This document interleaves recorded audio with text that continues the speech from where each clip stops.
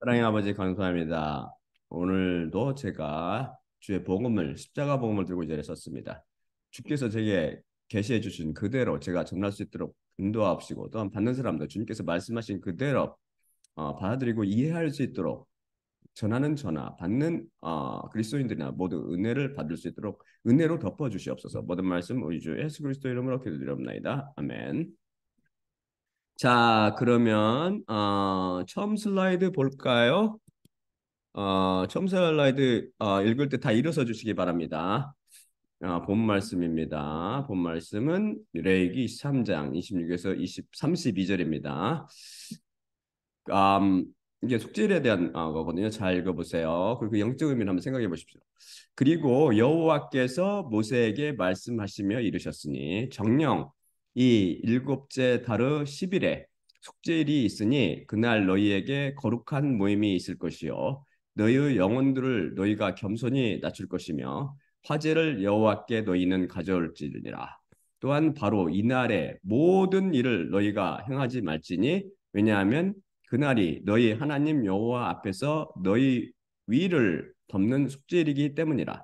그러므로 바로 이날에 겸손히 낮춰지지 않는 모든 그 영혼은 그의 백성으로부터 끊어지리라. 또한 바로 이날에 모든 일을 행하는 모든 그 영혼, 바로 그 영혼을 그 백성 중에서 내가 멸하리라. 모든 일을 너희는 행하지 말지니 모든 너희의 처소에서 너희 대대로의 영원한 규례니라. 그날은 너희에게 안식일 중에 안식일이니 너희의 영혼들을 너희는 겸손히 낮출 것이며 그달 주일의 저녁에서 저녁까지 너희의 안식일을 너희는 안식일로 지킬지니라. 다 앉아주시기 바랍니다. 우리는 이미 자비와 은혜의 정의에 대해서 이미 여러 차례 배웠습니다. 자비란 죄를 보지 않고 죄에 대해서 심판을 내리지 않는 것이고 은혜란 죄를 보지 않고 죄를 용서해 주는 것입니다. 이들은 분명 다른 두 개의 실체지만 마치 동전의 양면이나 칼의 양날처럼 어느 쪽에서 보느냐에 따라 다른 단어로 표현할 뿐이지 사실 둘 다 하나님은 사랑으로부터 기원하며 뿌리가 같다고 배웠습니다. 하나님의 입장에서 자비란 인간을 불쌍히 여기시어 그 죄를 보시지 않고 심판을 내리지 않으시는 것입니다. 인간의 입장에서 보면 그분은 자비가 자기에게 임할 때 그것을 은혜로 느끼며 받아들이게 됩니다. 우리가 은혜를 받으려면 어떻게 해야 합니까? 은혜는 반드시 예수님의 피가 있는 곳에 있다고 배웠죠. 왜냐하면 은혜란 우리의 죄를 예수님의 피로 덮어주는 것이기 때문입니다. 그래서 우리가 그분께 자비를 받아 죄에 대해 심판을 면하고 은혜를 통해 우리의 죄에 대한 용서함을 받으려면 우리는 어, 피로 우리를 덮어주는 곳으로 나가야 합니다. 그런데 우리 죄를 피로 덮어주는 곳이 어디 있다고 배웠습니까? 그것이 어디죠? 제 124강에서 배웠죠. 그것이 속죄소입니다. 속죄소는 바로 피로 죄를 덮어주는 곳을 의미합니다. 바로 인간의 죄를 덮어주는 곳이 무엇이며 어디에 있습니까? 바로 그것이 예수님의 피를 십자가에 달리신 예수님의 품 아닙니까?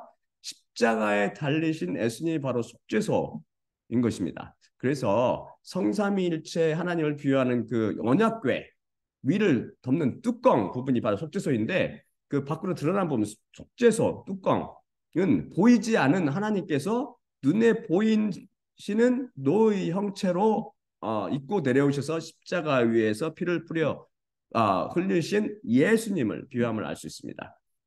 예수님께서 바로 하나님이신 거죠. 속죄소 히브리 원어는 우리가 미리 배웠는데 카포렛입니다. 카포렛. 이 원어적 의미는 cover나 lid로 덮개나 뚜껑이라는 뜻입니다. 또한 atonement, 즉 속죄의 히브리어는 어, 어, 이걸 키풀이라고 하거나 이거 복수형인 키프림 인데 이 두 나라도 모두 다 카포렛이나 키풀이나 키프림 이 모두는 동사인 하팔과 서로 관계가 있습니다. 하팔이 처음에 꽉 찍히면 카팔이 되죠. 근데 하팔이라는 그 동사 그것 같은데 이 동사 원어적 의미는 뭐냐면 cover 덮다라는 뜻입니다. 덮다. 이 단어를 레위기 17장 11절 비롯해서 구약성경은 이것을 흔히 속죄하다, atone, 그 속죄하다라는 단어로 흔히 번역됩니다. 따라서 죄를 속죄하는 것과 죄를 덮는 것은 바로 같은 의미를 가진 것으로 우리가 알 수 있죠. 잠깐 여기서 구속에 대해서 정의하며 속죄라는 단어와 비교 한번 해볼까요? 구속의 히브리어는 고엘인데 이것은 동사형은 가알이라고 했죠. 가알의 뜻은 무슨 말이냐면 to redeem, to repurchase로 되찾다, 되사다 혹은 다시 사다라는 뜻입니다. 이 단어에 대해서는 저희가 제 2강에서 자세히 살펴봤었죠. 한편 구속에 해당하는 헬라어 단어는 아폴리트로시스인데 이것은 동사는 리트로어로서 to free by paying a ransom 원어적 의미를 가지며 이것을 번역하면 리트론 곧 몸값을 주고 사서 해방시키다라는 뜻을 갖습니다. 이것을 영어 성경은 다 redeem, to redeem이라고 번역했고 한글로는 구속하다로 번역됩니다. 결국 구속의 히브리어 헬라어 원어 의미는 비슷합니다. 다 잃었던 것을 돈을 주고 다시 사다라는 뜻이죠. 속죄의 국어사전적 정의는 지은 죄를 물건이나 다른 공로 따위로 비교서 없앰이고 구속의 국어사전적 정의는 예수가 십자가에 못 박혀 인류 죄를 계속하여 구원함입니다. 이것은 예수님을 예수라고 부르는 종교인 등 세상 사람들의 정의고 이것을 성경적인 정의로 바꾸면 속죄는 지은 죄를 예수 그리스도 피로 비겨서 없앰 그 뜻이 되는데 이것을 이 의미를 살려서 정의하면 죄를 예수 그리스도 피로 덮어주어 없앰이 됩니다. 이게 속죄. 구속은 예수 그리스도께서 십자가에 못 박혀 인류 죄값을 치르시고 다시 사서 구원하심이 될 것입니다. 사실 예수님께서는 십자가에 못 박혀 피 흘려 돌아가심으로 그분의 피로 우리의 죄를 비겨 없애심으로 우리를 죄에서 구원하셨습니다. 즉 속죄와 구속은 서로 단어를 저희가 약간 다를 뿐이지 하나 통합니다. 속죄 없이는 구속이 절대 일어나지 않으며 속죄는 구속이 일어나기 위한 필수 선행 조건이죠. 간단히 한번 정리해 볼까요? 은혜는 죄를 보지 않고 죄를 용서하는 것이라고 그랬죠. 속죄란 죄를 보지 않고 그것을 피로 덮어주는 것입니다. 결국 은혜와 속죄는 동일한 것이죠. 동일한 것은 다른 이름을 따릅니다. 또한 은혜란 죄를 보지 않고 용서해 주는 것이며 그것은 다른 이름은 구속이라고 우리 성경 말씀에 증언하는 걸 우리가 이미 배웠습니다. 그래서 죄를 보지 않고 덮어주는 것을 바로 속죄라고 부르며 이것은 다른 이름이 은혜이니 결국 속죄와 구속은 동일한 것이며 모두 은혜와 바꿔 쓸 수 있습니다. 그래서 여러분이 속죄나 구속이라는 단어가 등장할 때마다 예수님으로 피로 인해서 찾아오는 은혜를 떠올려셔야 합니다. 그래서 속죄와 구속과 은혜는 동일한 것은 다른 이름일 따름이죠. 또한 속죄가 카팔, 즉 덮어주다라는 히브리어 동사와 연관이 있다고 그랬죠. 속죄가 덮어주다라는 경험이 있으므로 속죄를 떠올릴 때마다 덮어주다라는 동사를 떠올려야 하며 나아가 용서하다라는 단어가 나올 때마다 죄를 덮어주다라는 의미를 그 안에 갖고 있다고 이해하셔야 참 의미를 깨닫게 됩니다. 용서의 국어사전적 정의는 재미있게도 지은 죄나 잘못한 일에 대하여 꾸짖거나 벌하지 아니하고 덮어줌이라고 되어 있습니다. 덮어줌. 다음 슬라이드 볼까요? 마태복음 18장 21절입니다.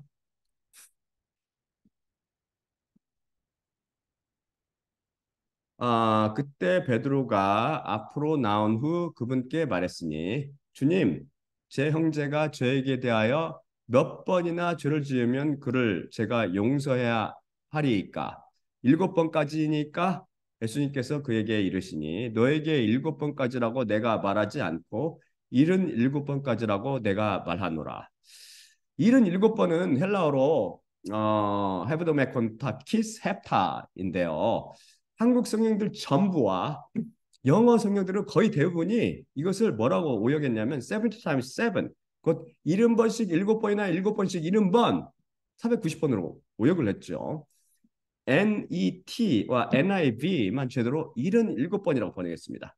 이것과 동일한 표현이 등장하는 것이 창세기 4장 24절인데요. 이게 시브임 베 시브아란 말인데요. 모든 한국 성경과 영어 성경들이 이것을 77번이라 제대로 번역했어요.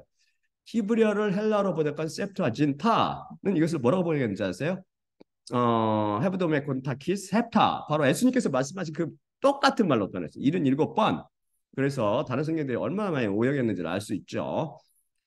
사실 77번이 490번이니 몇 번까지 용서하느냐가 예수님께서 말씀하시는 그 요지가 아닙니다. 성경 말씀에서 7은 완전수라고 그랬죠. 그래서 끊임없이 또는 완전하게 라는 의미가 내포되어 있으며, 따라서 77번 용서라는 말씀은 끊임없이 완전히 용서라는 뜻이죠. 그러시면서 뭘 비유하세요? 1만 달란트를 탕감해준 임금과 1만 달란트라는 그런 엄청나게 큰 돈을 몇 십조, 아마 엄청나게 큰 돈이에요. 제가 옛날에 계산해봤는데 잊어먹었는데 아무튼 엄청나게 큰 돈이에요. 1만 달란트 어마어마한 큰 빚을 탕감받고도 자기에게 100다너리온, 100데나리온 빚진 동료를 700만 원, 결국 700만 원 동료를 용서 못한 어떤 종의 비유를 드시면서 다음과 같이 결론지어 말씀하십니다. 다음 슬라이드 볼까요? 마태복음 18장 35절입니다.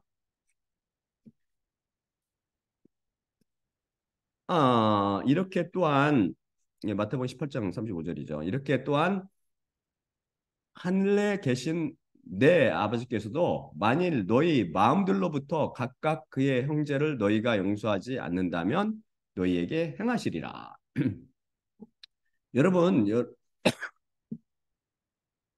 여러분의 가족이나 친구, 다른 교인 및 이웃의 잘못을 마음으로부터 용서하십니까?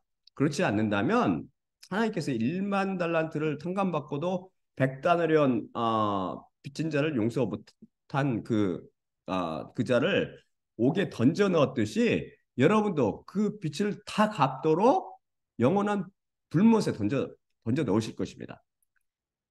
이걸 가볍게 생각하지 마세요. 여기 핵심되는 단어는 너희 마음들로부터인데, 이것의 헬라어 원문은 아포톤 카디온 휘몬인데, 이것을 각 개인에 적용하면, 각각의 개인 단수에 적용하면 내 마음으로부터, 즉 내 마음의 중심으로부터 혹은 진심으로라는 뜻입니다. 내 마음으로부터 진실로 용서하지 않으면 하나님 아버지께서도 용서하지 않을 것이며 그 죄값을 물으실 것이라는 것이죠. 정말 무서운 경고죠. 입으로만 하는 용서는 전혀 받을 수 없다는 말씀입니다. 우리가 우리의 마음 중심으로부터 진실로 다른 사람을 용서하는지 어떻게 알죠? 사람들은 나 너 용서해 라고 말한 후 시간이 지나면 그것을 또 끄집어내서 원망하며 시비 걸고, 또 생각나면 끄집어내서 원망하며 시비 걸고 그러잖아요. 왜죠? 마음 중심으로도 진실로 용서하지 않았기 때문입니다. 형제의 잘못이 우리의 마음속에서 비석처럼 깊숙이 새겨져 있는 것이죠. 그런데 마음의 중심을 죄가 차지하고 있기 때문에 그 죄가 그것을 지우지 않고 계속 생각나게 하는 것입니다. 그래서 제가 마음의 중심을 차지하고 있는 인간은 절대 남을 용서하지 못합니다. 기억력이 감퇴되어 잊어버릴지 모르지만 비석처럼 새긴 게 쉽게 지워지지 않지요. 시실리에 사는 어떤 이태리 마피아 말에 따르면 그들이 치매에 걸렸어도 원수 갚을 것은 절대 잊지 않는데, 이 원수가 피와 뼈에 사무친 것이죠. 최후 노예로 전락한, 이게 바로 인간의 본 모습이라고요. 자기 아내에게 날마다 여보 나 사랑해라고 입버릇처럼 말하는 그런 미국 사람들, 서양인들, 미국 사람들은 자기 배우자의 잘못을 더 잘 용서해 줄까요? 사랑의 다른 의미 용서라고 했잖아요. 사랑이 더 많을까요? 그렇지 않습니다. 이 사람들 자기 배우자가 바람 피운 것을 딱 발견하면 그들은 당장 이혼 소송에 들어가죠. 우리 환자 중에 한 명은 자기 아내가 바람 피운 거 알고 그한테 전화해서 가지고 야 너는 살아있을 이 세상에 살 존재가 안 못돼 그러면서 막 화냈거든. 그 부인이 죽어버려 진짜로 자살해버렸어. 그래가지고 진짜 마음에 충격을 받 그런 우리 사람도 있어요. 그러니까 우리 오히려 이런 소리를 안 하는 소리를 나 사랑해 이런 소리 안 하는 게 동양인들이잖아요. 제가 여러 번 저번에 말씀드렸지만 동양인들이 그런 소리 안 하거든요. 제가 좀 환자들한테 물어보면 더 오래 참고 용서를 더 잘하는 것처럼 보이지만 사실 이들도 도토리 기적이죠. 인간의 사랑은 한계가 있습니다. 예수님의 말씀의 핵심은 뭐냐면 77번이라는 데 있습니다. 7이라는 숫자가 완전한 숫자를 나타내는 까닭은 그것이 바로 십자가의 숫자이기 때문입니다. 7, 7, 십자가 숫자. 오직 십자가를 그 마음에 갖고 사는 사람만 다른 일을 용서할 수 있습니다. 십자가는 우리에게 어떻게 찾아오죠? 십자가는 십자가 복음, 그렇죠? 예수님의 피에 담가져 있는 말씀을 통해서입니다. 그래서 그 마음의 중심에 피에 담가지는 말씀인 바로 이 십자가 복음 이 없으면 용서가 안 되죠. 이 피에 담가지는 말씀이 믿음으로 변해서 자라서 구원받을 정도로 큰 믿음을 자라면 바로 예수님께서 들어와 계시는 거죠. 들어와 사시는 거죠. 다음 슬라이드 볼까요? 에베소서 3장 14에서 17절입니다. 오케이. 잠깐만 이거 지워버립시다. 이걸 지워야지. 예. 다음 슬라이드 보여주세요. 다음 슬라이드 지금 보여주고 있나? 네, 에베소서 3장 14, 17절입니다. 이런 이유로 예. 3장 17절. 이런 이유로 내 무릎들을 아버지께 꿇고 있으니 그분에 의해 하늘과 땅 이의 온 가족이 이름을 받았는데 그분은 영광의 풍성함을 따라 너희에게 능력을 주시어 그분의 영을 통하여 속사람에 이르기까지 강하게 되며 그리스도께서 너희 마음들 안에 있는 믿음을 통해 거주하게 하시고 사랑 안에 뿌리가 견고히 내리게 되며 기초가 확립되게 하시고 여기서 그분의 영인 성령님과 그리스도 곧 예수님을 각각 언급하는 것을 통해서 그 피의 비밀을 배울 수 있습니다. 여기서 보듯 예수님께서는 믿음을 통해 우리 안에 거하시죠. 와서 사시죠. 근데 믿음이 무엇이죠? 믿음이란 피에 담가지는 하나님의 말씀이며 이것은 그리스도인들 안에 가상이 아니라 실제로 존재합니다. 그 양, 곧 예수 그리스도께서는 믿음을 통해, 곧 피에 담가져 있는 말씀을 통해 우리 마음에 와 계십니다. 예수 그리스도 자신이 바로 피에 담가져 있는 말씀이기 때문입니다. 이 피에 담가져 있는 말씀인 믿음이 실제로 존재하듯이 이 믿음을 통해서 찾아오신 예수님도 실제로 우리 안에 존재하십니다. 그런데 우리 마음의 중심에 여호와 예수님, 그 성령님 그래서 계시면 실제로 어떤 일이 일어나죠? 십자가 위에서 자신을 욕하고 미워했던 그 원수를 아, 사랑했던 그 사랑의 영이 우리 마음 가운데 들어와서 계시면 우리는 우리에게 죄진 자를 용서할 수 있게 됩니다. 왜냐하면 내 안에 계신 예수님은 영께서 그들을 용서해 주시기 때문입니다. 내 자신은 남을 용서하지 못하지만 그분께서 나 대신 용서해 주시는 것이죠. 사랑의 샘에서 흐르는 샘물이 형제 잘못을 금방 지워버리죠. 물 위에 글을 쓰듯이 금방 지워져 버리고 미움이 거기 남지 않게 됩니다. 이것은 용서가 우리 인간의 마음으로부터 오는 것이 아니고 우리 마음의 중심을 차지하고 계시는 사랑의 하나님, 바로 예수 성령 사랑의 하나님이신 성령 하나님으로부터 온다는 것을 증명해 줍니다. 형제 잘못을 7번이 아닌 77번 아니 더 나아가 항상 그리고 마음의 중심으로 완전히 용서할 수 있는 것은 인간의 노력으로는 절대 안 되고 오직 용서의 영이 쓴 성령님을 통해서만 가능합니다. 우리가 우리 형제를 용서하는 원동력은 바로 예수님의 피입니다. 그 피가 형제 잘못을 덮어버리기 때문입니다. 하나님이신 예수님은 피에 담가져 있는 말씀이시며 우리 안에 와 계신 예수님이신 성령님의 실체도 피에 담가지는 말씀이라고 우리가 이미 제 134강에서 요한복음 6장 63절과 요한계시록 19장 10절을 인용하며 배웠죠. 결국 성령님께서는 예수님과 똑같은 분으로 성령님의 실체는 예수님의 피라고 우리 배웠죠. 언뜻 듣기에는 이단의 스상같이 들리는 이 진리는 그동안 종교인들의 눈에 감춰져 있는 것이 있던 것이고 앞으로도 감춰져 있겠죠. 우리가 우리 안에 계신 성령님을 통해 용서를 할 수 있는 것은 그분의 실체, 곧 예수님의 피가 우리 형제와 저를 덮어버리기 때문입니다. 용서해야지라고 생각하거나 결심한 사람은 안타깝게도 그 안에 하나님의 사랑이 없어요. 왜냐하면 용서는 하는 것이 아니라 저절로 되는 거예요. 저절로. 여러분이 성령을 갖고 있다면 이걸 이해하겠지만 성령을 갖고 있지만 절대 이해를 못하시죠. 상대를 용서하려고 노력도 안 했는데 그냥 용서돼 버리는 겁니다. 왜요? 그 안에 계신 용서영 때문입니다. 마음의 형제 잘못을 비석처럼 새겨진 사람과 마음의 형제 잘못이 물 위에 새겨진 사람과 그 차이죠. 아무리 물 위에 미움을 새기려고 해도 그게 새겨지겠어요?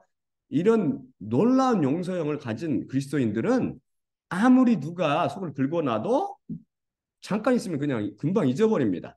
조금 오래 간다 해도 하루를 넘기지 않죠. 또한 진실로 용서하게 되면 까맣게 잊어버립니다. 혹시 기억력 속에 남아있을지 모르지만 마음속에는 남아있지 않습니다. 좀 상처받은 것이 생각날 수 있지만 미움의 감정이 지속되지 않는다는 말씀이죠. 물 위에 쓴 글자가 남나요? 이것은 바로 십자가를 통해서 찾아온 용서의 비밀입니다.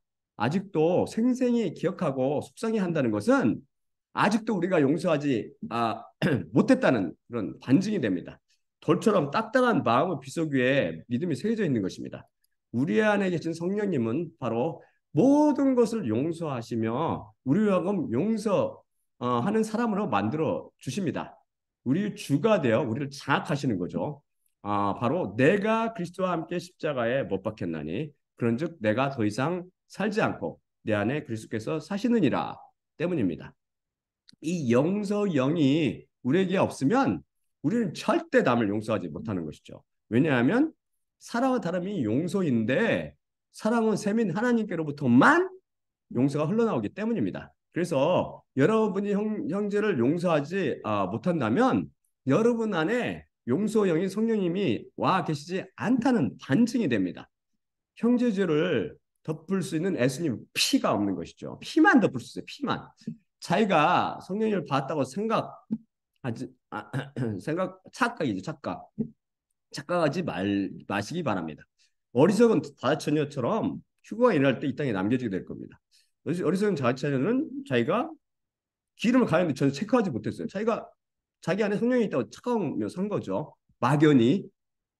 우리는 우리에게 죄 지은 형제나 부모, 자녀나 아내나 남편 용서 못하는 그런 죄인이지만 십자가에 달리신 예수님께서는 모든 원수를 용서하셨죠. 그 사랑은 우리의 상상을 초월합니다. 원수까지 그 피로 덮어 주시는 바로 그분의 사랑이 오늘도 우리를 감동시킵니다. 이 사랑을 가진 사람들은 남을 용서할 수 있습니다. 그 하나님의 사랑을 빌려서 그 사랑을 용서하는 것이죠. 용서 샘물이 우리 안에서 펑펑 쏟아 나와서 넘쳐 흘러나기 때문입니다. 십자가로 인한 놀라운 용서의 비밀이죠. 여러분이 형제를 용서하지 못한다면 사랑이라는 단어를 안에 입에 혀에 담지 마세요. 또한 스스로 용서라고 늘어가지 마십시오. 부질없는 짓 여러분이 잘 알잖아요. 여러분이 그거는 부질없는 짓이라고요.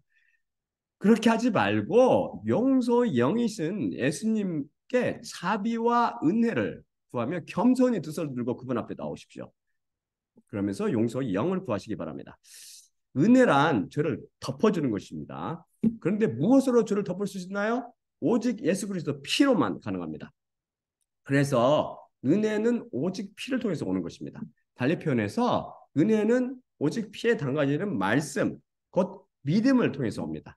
믿음은 또한 메시지, 곧 십자가 복음을 통해 오지요. 그래서 십자가 복음에 귀를 기울이시기 바랍니다. 지금 선포되고 있는 십자가 복음에.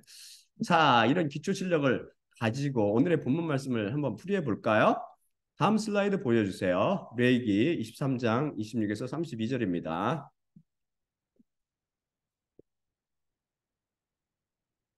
그리고 여호와께서 모세에게 말씀하시며 이르셨으니 정령 이 일곱째 달의 10일에 숙제일이 있으니 그날 너희에게 거룩한 모임이 있을 것이요 너희의 영혼들을 너희가 겸손히 낮출 것이며 화제를 여호와께 너희는 가져올지니라.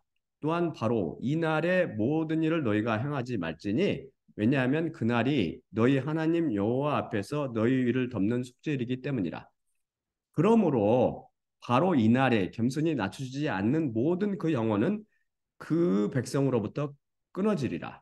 또한 바로 이날에 모든 일을 행하는 모든 그 영혼, 바로 그 영혼을 그 백성 중에서 내가 멸하리라. 모든 일을 너희는 행하지 말지니 모든 너희의 처소에서 너희 대대의 영원한 규례니라. 그날은 너희에게 안식일 중에 안식일이니 너희의 영혼들을 너희는 겸손히 낮출 것이며 그날 9일의 저녁에서 저녁까지 너희의 안식일을 너희는 안식일로 지킬지니라. 여러분 숙제일이 무슨 날이며 무엇을 배워가 있는지 아십니까? 철학의 분파인 신학을 통해서는 그것이 무엇을 비유하는지 절대 알 수 없죠. 또는 음녀의 딸 이세벨 곧 종교를 통해서도 속죄의 비밀을 절대 깨달을 수 없습니다. 제가 장담할게요. 여러분은 구약의 중요 절기를 아십니까? 잘 아시죠? 이에 대해서 레기 23장이 잘 설명해 주고 있습니다. 구약은 예수 그리스도에 대한 그림자, 신약은 예수님의 본체, 실체라고 살펴봤습니다.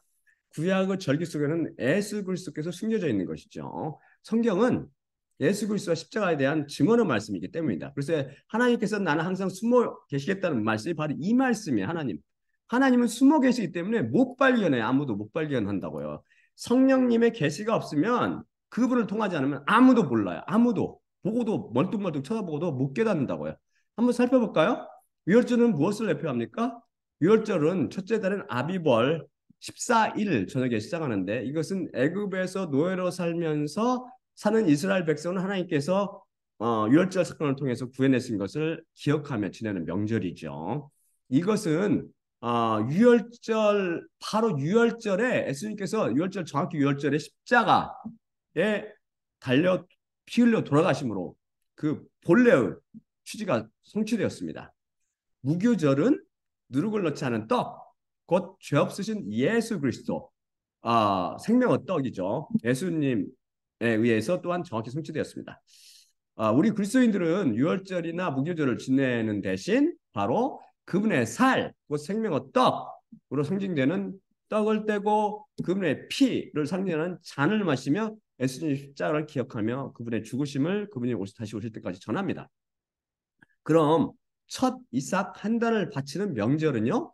이것은 유월절에 이어지는 안식일 그 이튿날 첫 열매인 이삭 한 달을 제사장이 흔들어서 유죄로 바치는 명절인데 바로 제 37강을 통해서 이 명절은 첫 열매이신 예수님의 부활로 완전한 성취를 보게 됐다고 우리 배웠습니다. 그럼 칠칠절이나 맥추절이라 불리는 오순절은요? 그것은 첫 곡식 한 단을 드리는 그날부터 계산해서 일곱 안식일을 채우고 세고 그 이튿날까지 세마여 50일째 일요일이죠. 현재로 말하면 일요일 안식일은 토요일이니까 50일째 새 소재든 제사장 제사를 소재 등 제사를 하나님께 드리는 명절입니다. 많은 알곡을 주심을 감사하며 지내는 명절인데 이것은 정확히 오순절 날 성령 강림이 일어남으로 그 예표했던 바가 완전히 성취를 보지요. 다음에 오는 명절이 바로 일곱째 달 10일에 오는 속죄일입니다. 이것은 일곱째 달 9일 저녁부터 10일 저녁까지 안식하며 지켰습니다. 이것의 영적 의미는 무엇이죠? 어떻게 그것이 예표하는 바가 성취될까요? 생각해 보셨나요? 이건 아무도 모르죠. 아무도 몰라. 그것의 연속에서 이루어지는 것이 바로 일곱째 달 15일에 시작하여 일주일 동안 지켜지는 초막절이라는 절기입니다. 초막절이 뭔지 아세요? 초막절은 바로 이스라엘 백성을 애굽에서 해방시키신 하나님께서 그들을 광야에서 천막, 그 초막에서 지내게 하셨는데 이것을 기억하며 지내는 절기입니다. 이것은 그 양의 혼인 만찬을 내표하며 우리를 죄와 사망과 마귀의 권세에서 해방시키신 하나님께서 우리를 광야, 곧 이 땅에서, 이 세상에서, 이 땅에서 장막이나 초막인 우리 육신 안에 지내게 하신 것을 기억하며 장차 우리가 새하늘과 새 땅에 지내게 될 것입니다. 그럼 아직도 풀리지 않은 것은 속죄일의 수수께끼죠. 예수님께서 유월절 참모습인 십자가 사건을 통해서 우리 죄를 어떻게 지었다고 그랬어요? 처리했다고 그랬어요? 단번에 완전히 영원히 제거해 버리시다고 했습니다.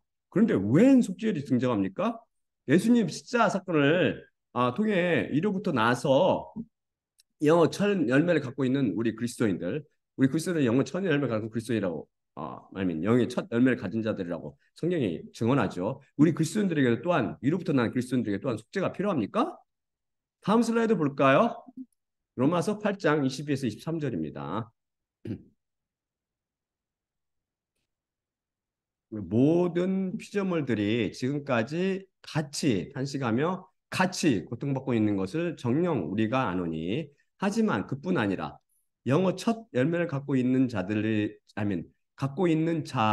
자신인 우리 자신들도 양자 채택 곧 우리 몸의 구속을 우리 자신 안에서 신을 하며 간절히 기다리고 있느니라. 이로부터 난 그리스도인들 한번 스스로 돌아보세요. 영어 첫 열매를 갖고 있는 자신들인 우리 자신들은 지금 이 약하고 악한 육신 안에 신음하고 살면서 양자 채택, 곧 몸의 구속을 간절히 기다리고 있지 않습니까? 양자 채택 몸의 구속이 뭐예요? 휴거잖아요. 휴거, 부활. 우리 영혼은 이미 구속을 받았지만 우리 몸은 아직 구속을 받지 못했습니다. 위로부터 나지 않은 여러분들은 대부분이겠지만 아무튼 이게 어렵게 들릴지 모르겠지만 우리 옛사람이 예수님과 함께 십자가를 쫙 못 박히셨을 때 예수님께서 옛사람을 처리하시죠. 옛사람이 입고 있던 그 죄의 몸을 폐기처분 시키십니다. 그러면서 새 사람으로 태어나죠. 하지만 새 사람도 새 사람으로 변한 이 그리스도 위로부터 난 그리스도인들도 옛사람처럼 뭘 입고 있냐면 육을 입고 육신, 영혼과 육으로 되어 있다는 거죠. 육신으로 되어 있다는 것입니다. 아직 육신을 입고 있기에 십자가에 못 박기 전과 달리 비록 죄가 주관하고 있지는 못하지만 죄는 그 육신 안에 살고 있습니다. 십자가 사건 후에 새 사람을 입은 육신을 성경은 뭐라고 불러냐면 소마, 몸이라고 중성으로 표현한다고 그랬죠. 중성적인 단어로. 육신 하면 죄악과 악하고 약한 속성이 들어있지만 몸 하면 중성적인 단어. 이로부터 났기 때문에 제가 주관하지 못하기 때문에 몸이라고 비록 하지만 이 몸에는 죄가 거하고 있기 때문에 이 몸이 구속을 받아야 합니다. 어떻게 우리 몸은 구속을 받지요? 앞에서 배웠듯이 속죄는 구속의 필수 조건이죠. 죄로 죽은 몸이 속죄받아야 속죄를 받아 구속을 받게 됩니다.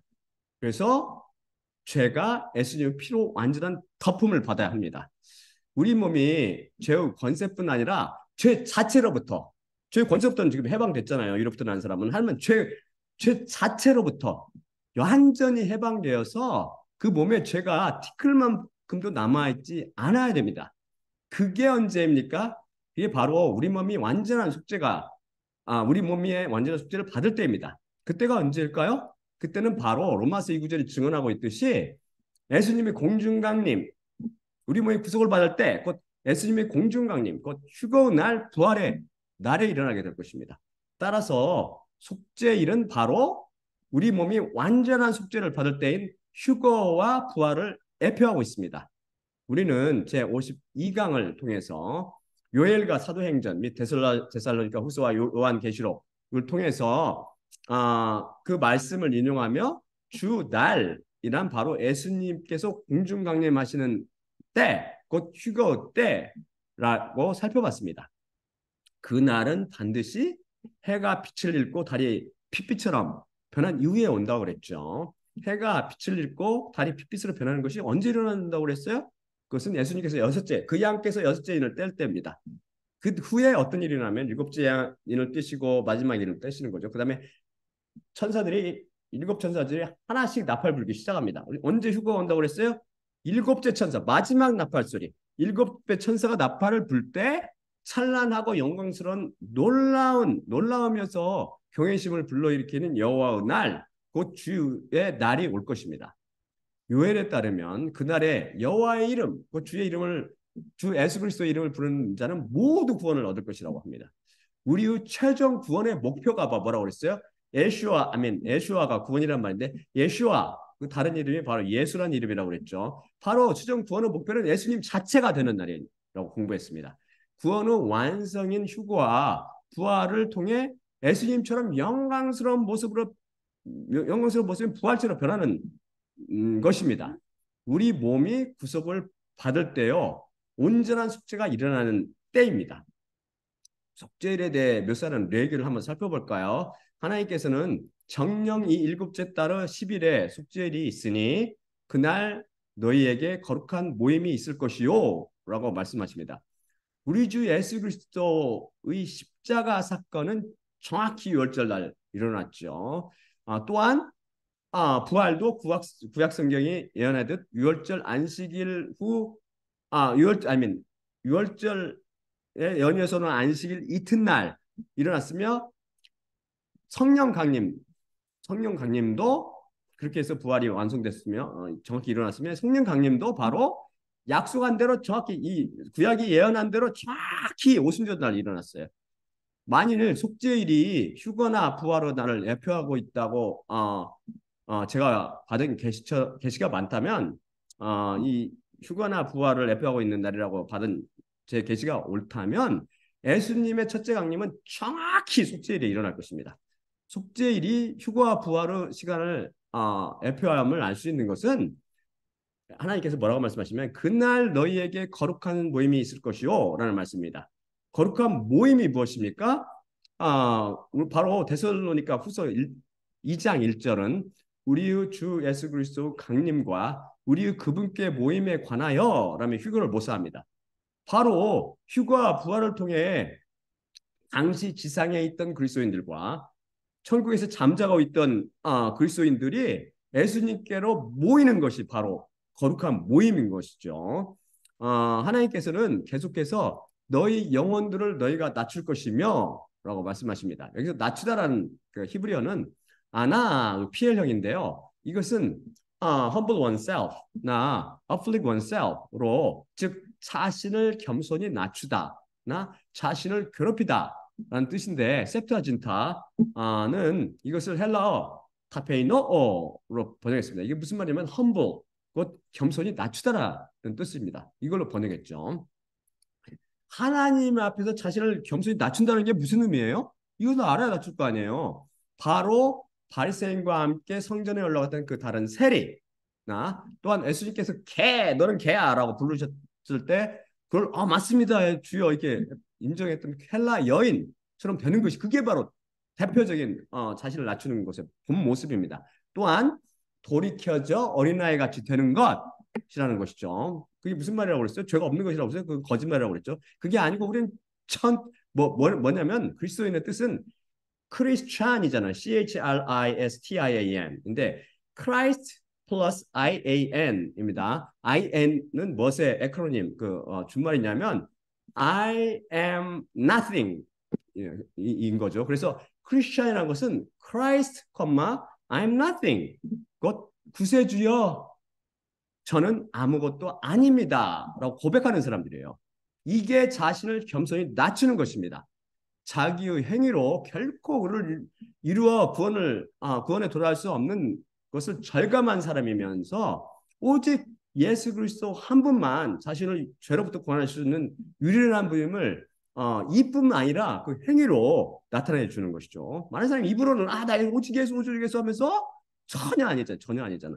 이에 반해 겸손히 낮춰주지 않는 사람들이 있습니다. 그게 바로 누구냐면 이 사람들이 바로 대표적인 바리새인들로 대표되는 사람이며 바리새인은 바리새인이고 나는 바리새인이 아니라 이렇게 많은 사람이 생각하지만 바리새인들은 바로 종교인을 나타내고 있는 것입니다.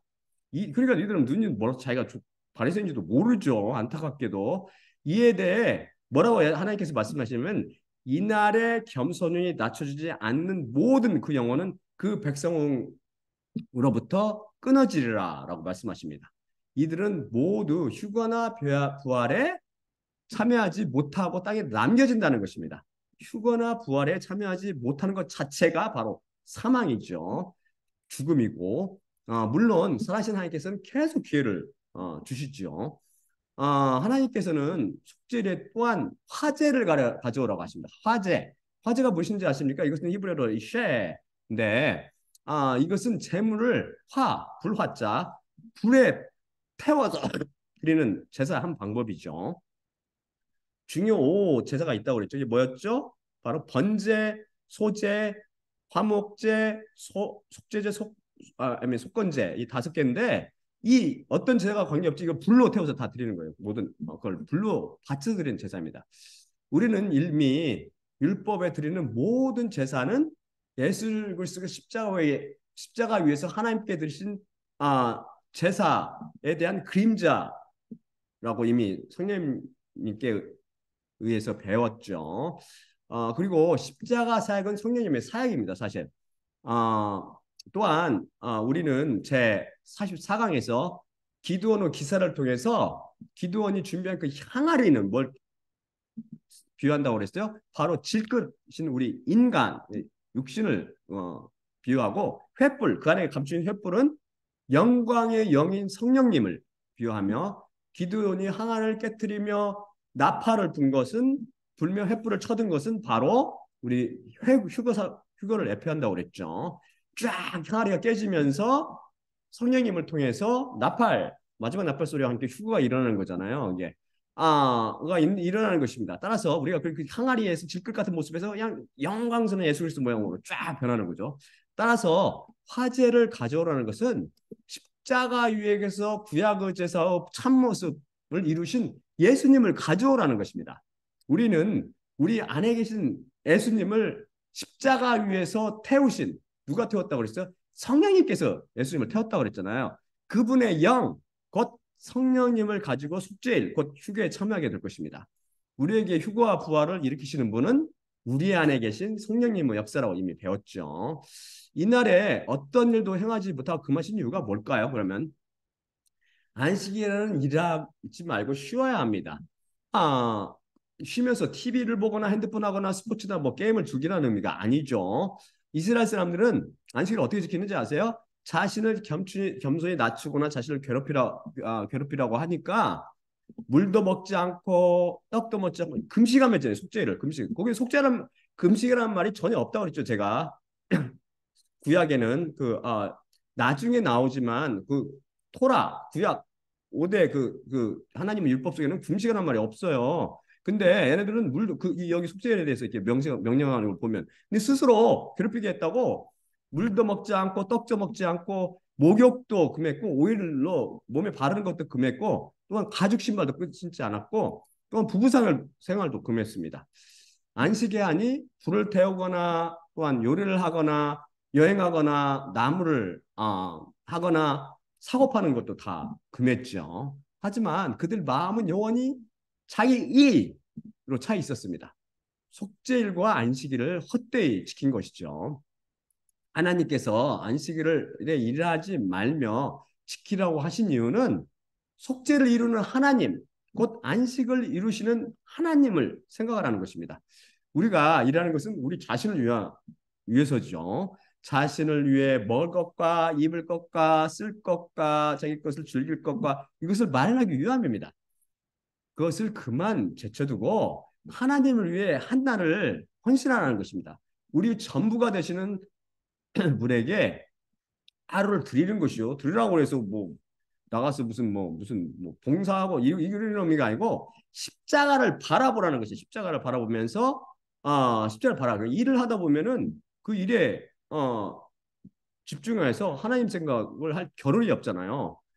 저는 그 하나님 생각을 항상 하는데 환자 보다 보면 하나님 생각 내가 이게 생각하면서 내가 하나님 생각 안 하고 있네 이게 깨닫는다고요. 이게 일을 않고 하나님에 집중하라는 거죠. 또한 일하는 것을 금하고 안식하게 하신 다른 이유는 무엇일까요? 그것은 우리는 쉬고 우리 이웃집이 일한다고 한번 생각해 보세요. 그러면 우리 생각에 우리는 점점 못 살게 되고 이웃집은 점점 잘 살게 되고 자기보다 앞서간다고 생각하죠. 이것을 걱정하지 말고 하나님께 맡기라는 것입니다. 우리를 먹이고 살리시는 분은 우리 자신이 아니라 바로 하나님이심을 깨닫고 그분께 맡기라는 것이죠. 그걸 믿음이라고 한다고 그랬잖아요. 또 다른 이유는 우리는 우리의 구원을 스스로 곧 행위로 이루는 것이 아니라 하나님께서 이루어 주신다는 진리를 깨달으라는 것입니다. 이러지 말라는 것은 결코 행위가 아니라 속죄를 통해, 즉 예수님께서 십자가 위에 이루어 주시는 것에 의해서, 즉 그분의 은혜로 거저 구원받는다는 진리를 가르쳐 주시기 위함입니다. 마지막으로 안식일은 장차올 영원한 안식의 그림자입니다. 그날에 안식하며 영원한 안식을 삼아라는 것이죠. 그래서 하나님께서는 바로 이날에 모든 일을 너희가 행하지 말지니, 왜냐하면 그날이 너희 하나님 여호와 앞에서 너희 위를 덮는 속죄일이기 때문이라. 제가 원어에 가깝게 가능하면 이렇게 번역했는데요. 속죄일은 히브리어로 아까 배웠죠. 기프림. 근데 이스라엘 사람들이, 현대 이스라엘 사람은 이걸 욤키푸르라고 하거든요. 욤키푸르. 원어는 욤키푸림 복수형으로 되어 있어요. 근데 유대인들은 이날을 명절 중에서, 유대인 유월절, 무슨 뭐 여러 가지 초막절 이런 것들 중에서 가장 거룩한 명절로 지킵니다. 속죄소를 뜻하는 카포렛이나 속죄일은 뜻하는 기프림, 욤키푸림, 다 동상 하팔과 연관이 있는데, 이 동사는 이미 살펴봤듯이 덮다라는 뜻입니다. 그래서 속죄일을 덮음의 날이라고 번역해도 오역은 아닙니다. 사실 그렇게 번역하려다가 저는 그냥 속죄일이라고 번역했죠. 사람들이 진짜 이해를 못할까. 속죄일은 바로 죄가 덮어지는 날입니다. 죄가 덮어지는 것을 은혜라고 부른다고 했죠. 그래서 이 날은 은혜의 날입니다. 우리가 은혜를 받아서 이런 진짜로 지옥에 가서 마땅한 존재가 예수님이 되는 날이에요. 예수님이 되는 날이며 구원이 완성되어서 구원 자체이신 예수님이 되는 날이니, 은혜가 바로 이 날에 은혜가 완성되어서 은혜 자체가 되는 은혜의 날이죠. 은혜를 받으면 어떻게 됩니까? 기쁘고 감사하지요. 우리의 몸이 영원한 속죄와 구속을 받아 예수 그리스도의 형상으로 바뀌는 부활에 참여하는 날입니다. 영원한 기쁨과 감사와 평안 가운데 살아가게 될 것입니다. 우리는 부활 이후에 하나님께서는 그날은 너희에게 안식일 중에 안식일이니 라고 말씀하십니다. 즉 속죄일을 뭐라고 부르냐면 샤바톤, 즉 안식일 중에 안식일이라고 부르십니다. 왜 그렇죠? 그것은 바로 부활이 이루어지는 속죄일에 그리스도인들은 영원한 안식에 들어가기 때문입니다. 참 안식의 날이라는 말씀입니다. 만일 이 날이 우리 몸의 속죄와 구속을 예표하는 날이 아니라면 유월절과 무슨 차이가 있겠습니까? 유월절을 예표하는 예수님의 십자가 사건은 이미 우리의 속죄와 구속을 완전히 이루어내셨습니다. 더 이상 우리 영혼에게 속죄와 구원이 필요 없습니다. 우리 몸의 속죄와 구속만 남아있을 뿐입니다. 이것 또한 시간을 초월하는 예수님의 십자가로 이미 이루어졌지만, 시간만 기다리다가 주님의 시간에, 하나님의 때, 그분의 시간에 맞춰서 휴거와 부활로 마무리 되는 것이죠. 속죄일의 완전한 속죄, 즉 은혜의 완성을 가져오는 것도 예수 그리스도 피인 것입니다. 속죄일 중에 가장 특이한 속죄일이 있습니다. 그날에 저는 반드시 그날에 휴거와 부활이 일어날 것이라고 확신합니다. 확신. 다음 슬라이드 볼까요? 레위기 25장 8에서 12절입니다. 레위기 25장 8에서 12절입니다. 그리고 너를 위해 7 안식일들을 세말지니 7년을 7번 곱하라. 그러면 너에게 헤드르 7 안식년의 날들이 있을 것인데, 사실 9년이라, 아니 49년이라. 그리고 7째 달에 그 달의 10일에 순양의 뿔소리를 너는 통과하여 지나가게 지니라. 그 속죄의 날에 너희 땅의 모든 곳에서 순양의 풀소리를 너희는 지나가게 할지니라. 그리고 그 오심째 년의 해를 너희는 거룩하게 지키며 그 땅 안에서 그것의 거주민들 모두에게 자유를 너는 선포할 것이라. 그것은 너희에게 희년이 될지니 남자를 그의 소유지로 너희는 돌려보내며 남자를 그의 가족에게 너희는 돌려보낼지니라. 그것은 희년이니 너희에게 50째 년의 해가 될 것이라. 너는 씨 뿌리지 말며 그것을 두 번째 나는 것들을 너는 수확하지 말고 다듬어지지 않은 포도들을 너는 꺾어 수확하지 말라. 왜냐하면 그것은 희년이니 너희에게 거룩하리라. 그 밭으로부터 그것의 산물을 너는 먹을지니라.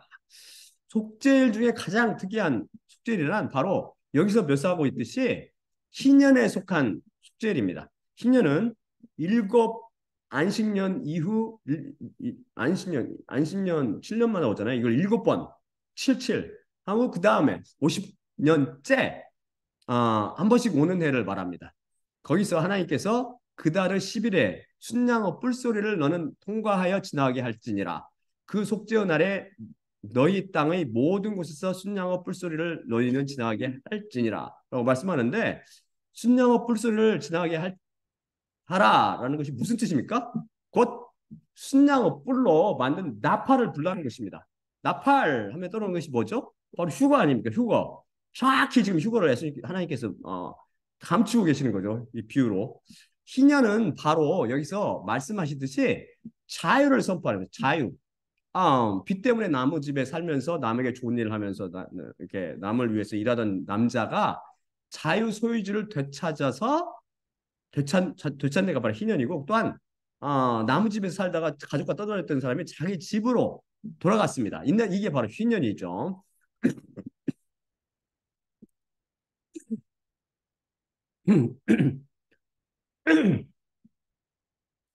바로 마귀에 속한 이 세상에서 살던 그리스도인들이 자기의 참 소유주가 있는 곳이 어디예요? 천국으로 돌아가며 자기 집인 바로 하늘들의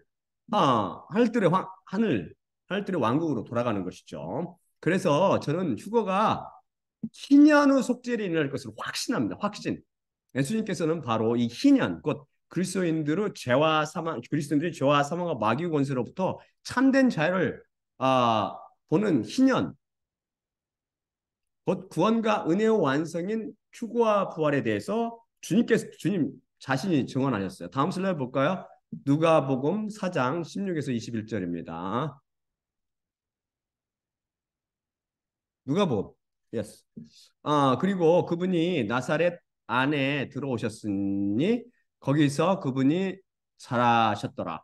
그리고 그분의 관습을 따라 안식일들의 날에 회당 안으로 들어가 읽으시려고 일어서시니라. 그리고 그분께 선지자 이사야의 책이 건네지니 책을 펴서 다음처럼 적혀 있는 곳을 찾으셨더라. 주님의 영이 내 위에 있으니 그분께서 가난한 자들에게 복음이 전파되게 하려 내게 기름 부으시고 나를 보내셨으니 포로들에게 자유를 맹인들에게 시력 회복을 선포하고 깨진 자들을 자유 안에 보내며 주님의 기뻐하시는 해를 선포하려 함이라. 그리고 그 책을 덮고 시중 드는 자에게 돌려준 후 앉으시니 그 회당 안에 있는 모든 눈들이 그분을 주목하고 있었더라. 그러자 그분께서 그들을 향해 말씀하시기를 시작하셨으니 오늘 이 성경 말씀이 너희 귀들 안에 성취되었느니라. 여기서 주님의 기뻐하시는 해란 희년을 의미하며 주빌레이 바로 휴거가 일어날 속죄일이 있는 그 희년을 말씀하고 계시는 것입니다. 죄와 사망과 마귀로부터 자유를 선포하고 계시지 않습니까? 이제 속죄일의 비밀이 풀렸으므로 휴거가 정확히 언제 일어날지 알 수 있겠죠. 그런데 문제는 이스라엘인들은 탐심에 사로잡혀서 하나님의 이 율법을 어기고 희년을 세우며 다 자유케 하라고 하는 그걸 어기고 희년을 전혀 지키지 않았습니다. 그래서 희년이 잊혀진 지 오래지요. 하지만 여러분은 컴퓨터가 있다면 이 날을 계산해낼 수 있을 것입니다. 참고로 하나님의 시계는 우리가 쓰고 있는 그 해의 자전을 중심으로 하는 양력이 아니라 달의 공전을 중심으로 한 음력을 씁니다. 하지만 저는 시한부 종말론 10에 휩쓸려 들지 않으려고 그날 계산하여 보여주지 않겠습니다. 휴거 및 부하르 사건을 대표하는 숙제일과 그 양의 혼인잔치를 대표하는 그 초막절이 모두 7월에 있거든요. 잘 읽어보면 7월에 있다는 것을 주시하십시오. 우리는 휴거된 후, 휴거 먼저 일어나고 숙제일, 그 다음에 초막절, 어린 양 혼인 만찬, 초막절에 참석하는 것입니다. 이것이 모두 십자가 숙제인 7월 7자에 일어나는 것은 이 모든 것이 바로 예수 그리스도 피에 의해서 성취되며 이것 바로 피에 의해서 마무리 질 것이기 때문입니다. 이 모든 것을 은혜로 이루어주시는 예수님을 찬양합시다. 여러분은 이제 곧 올 은혜의 완성인 희년에 일어날 숙제를 바라보며 거룩하게 살아가시기 바랍니다. 자, 마지막으로 고린도전서 11장 23에서 26절 읽고 마치겠습니다.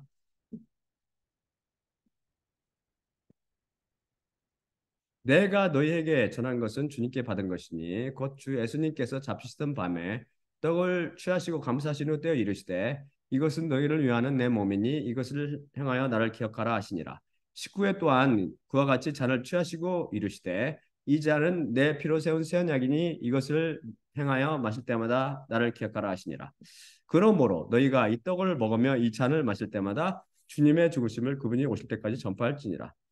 예수님의 몸과 피로 생진되는 떡을 떼며 잔을 마실 때마다 십자가를 통해서 우리에게 죄의 용서함, 곧 속죄의 은혜를 베풀어 주시는 예수님만 바라봅시다. 또한 나의 십자가를 기억하고 내가 다시 올 때까지 이를 전파하라고 말씀하신 예수님과 그분의 죽으심을 기억하고 전하며 다가올 희년의 속죄일을 바라보며 예수님께 의해 거룩하게 살아갑시다. 자, 그러면 기도하고 마치겠습니다.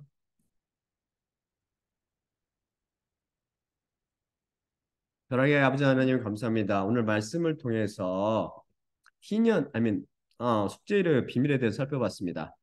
우리에게 장차 일어날 우리 몸의 구속을 비유하고 있는 이 속죄일은 하나님께서 성령 말씀을 통해서 예언하셨고 예수님께서 오셔서 밝히 증언하셨듯이 반드시 일어날 것이며 반드시 또한 속죄일, 희년의 속죄일이 일어날 것으로 믿습니다. 아버지 하나님, 우리는 이 비밀을 알고 있으면 또한 거룩하게 그날을 준비할 수 있도록 우리에게 은혜를 베풀어 주십시오. 우리의 열심과 노력으로가 아니라 우리는 주여 우리는 아무것도 아닙니다. 우리는 죽을 수밖에 없는 죄인입니다. 그리고 고백하는 그 세리와 저는 개입니다라고 인정한 그 헬라 여인처럼 우리 십자가 앞에 겸손히 나와서 우리 자신을 버리고 부인하고 예수님께 그 은혜를 구할 때 주께서 그들을 긍휼히 여기사 그들을 십자가의 피로 덮어주시고 그들 또한 휴거와 부활에 동참할 수 있도록 은혜를 베풀어 주시옵소서. 모든 말씀 우리 주 예수 그리스도의 이름으로 기도드리옵나이다. 아멘.